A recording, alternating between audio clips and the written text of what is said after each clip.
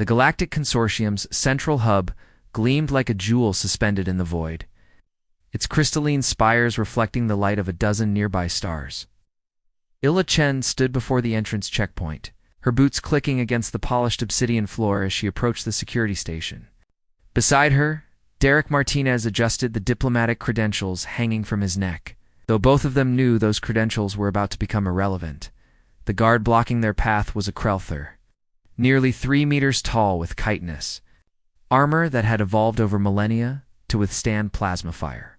Its mandibles clicked together in what the translation matrix interpreted as professional disdain. Behind it, another dozen guards, various species from across the consortium, stood at attention, each armed with energy weapons that could vaporize a human in milliseconds. "State your purpose," the Krelther guard demanded, its voice resonating through multiple vocal chambers. "We're here to appeal the Earth quarantine," Derek said calmly, though Isla could see the tension in his shoulders. "We have new evidence that humanity poses no threat to the consortium." The guard's optical stalks swiveled, scanning them with multiple spectrums of light. "Appeals are heard in Chamber 17. However, weapons are strictly forbidden in the diplomatic sector. Submit to scanning and disarmament protocols." Stepped forward, her lips curving into a smile that didn't quite reach her eyes. "Of course, we understand completely." The scanner hummed to life, bathing them both in pale blue light. Derek passed through cleanly. He carried nothing but a data pad and his credentials. But when Isla stepped through, alarms shrieked. Every guard in the vicinity raised their weapons simultaneously, targeting patterns, painting her torso with lethal precision. "Weapon detected," the Krelthar announced, mandibles spreading in what might have been satisfaction. "Surrender the device immediately, or face termination." Isla raised both hands slowly, palms out. "Good thing I'm not holding one." The guard's confusion was palpable. Its translator matrix struggled to interpret the statement. "Clarify. Sensors detect a weapon system integrated into your biology. This violates consortium law. You will be detained." "I'd like to see you try," Isla said softly. "What happened next?" Took less than 3 seconds, but to the various species watching through augmented perception fields, it seemed to unfold in beautiful, terrible slow motion. Ila moved. Her body became a blur of precisely calculated violence. She dropped below the Krelthor's sight line, her legs sweeping out to strike the weak joint in its rear leg, a vulnerability she'd memorized from xenobiology databases. Massive creature toppled, its weapon firing harmlessly into the ceiling. Before it hit the ground, Isla had already vaulted over its falling form, her hand striking the nerve cluster of a Silicar guard, sending it into involuntary hibernation. Derek dove for cover as plasma bolts scorched the air. "Isla, what are you doing? Proving a point?" she shouted back, redirecting a Thrin guard's arm so its weapon discharged into the security console instead of her face. Sparks erupted, and the defensive shields around the checkpoint collapsed. The other guards hesitated, which was their fatal mistake. Not fatal in the literal sense. Sela had strict rules of engagement, but fatal to their confidence. She moved. Through them, like water flowing around stones, each strike perfectly placed, each movement economical and devastating. A human body, properly trained, properly conditioned, was itself a weapon more versatile than any tool these species had created.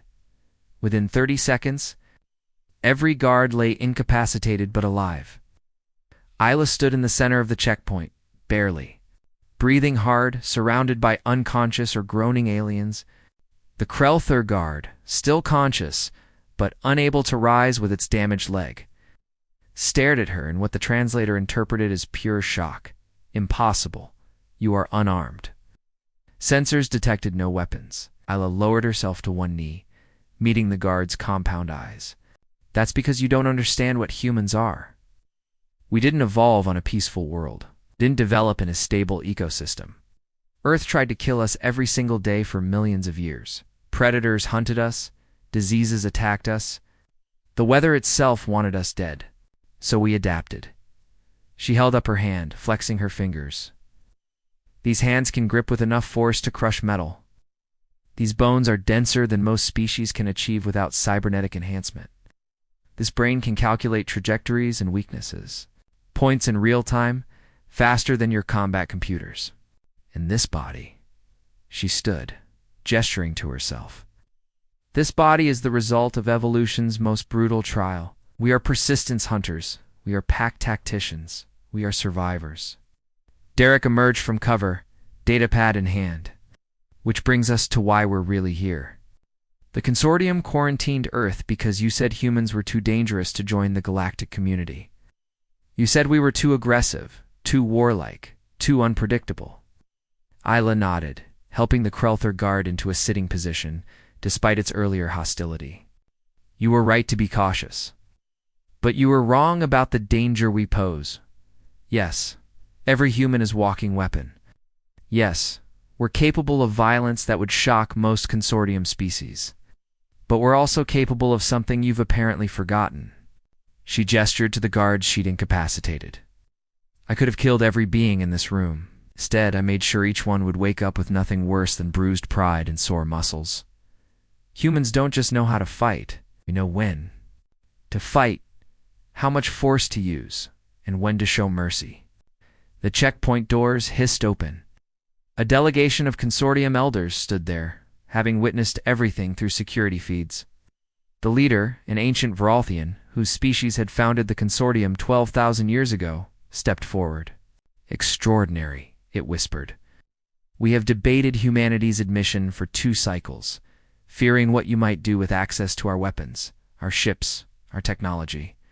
Its crystalline features seemed to shift into something resembling a smile. We never considered that you wouldn't need them. Derek held up his datapad. We're not asking to join as warriors or conquerors. We're asking to join as partners. Yes, we're dangerous. But we're also loyal, creative, and we've learned something. From our violent history, that your species might benefit from understanding. And what is that? The elder asked. Isla straightened, meeting the elder's gaze unflinchingly. That the best weapons are the ones you never have to use. And the strongest beings are those who know when to put their hands down. The elder was silent for a long moment, consulting with its fellows through quantum-linked consciousness. Finally it spoke. The Earth's quarantine is lifted.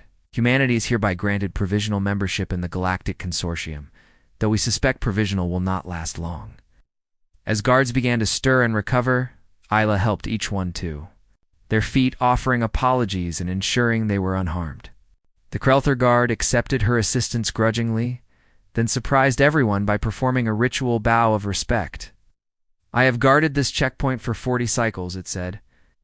You are the first to defeat me without drawing a weapon.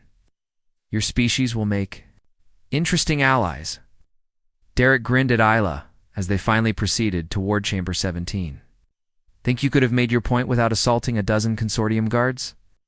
Isla shrugged, a distinctly human gesture that the translator matrices struggled to interpret. I could have, but where's the fun in that? Behind them, the checkpoint returned to order, but the message had been sent across the consortium's networks. Humanity had arrived, and the galaxy would never be quite the same.